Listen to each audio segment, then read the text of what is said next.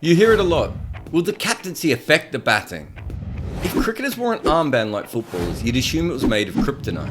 So is captaincy some kind of run-sucking vampire that feasts on skippers? I got my friend to look it up, and he found that test captains average 15% more when they're in charge than when they're not in charge. And I thought, wait a minute, there haven't been that many test captains. Maybe he should look at first class captains. And in first class cricket, captains average 7% more. This goes back to when the captain was a team manager, coach and salesman.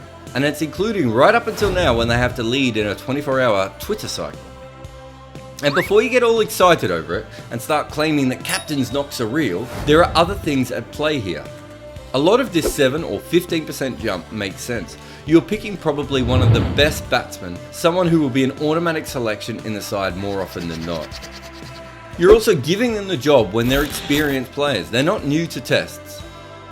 The bit where they're young and struggling or old and past it, they're often not in charge.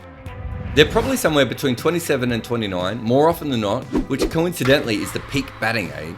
And even if they weren't given the captaincy job, you'd have expected them to make more runs in that period. Those are the peak years.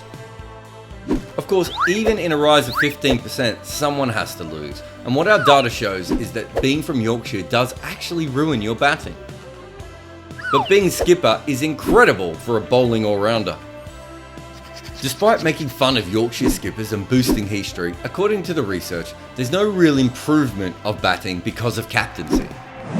Some do well, some do poor, and overall you'd expect them to have risen this much even if they hadn't been captain. But maybe we remember more of this. It's tough being captain. You're suddenly in charge of 10 other players or a billion people. You have to remember the DLS pass score, and then there's the press. It's such a difficult job that Kim Hughes cried, but it doesn't seem to affect batting the way cricket cliches seem to think it does.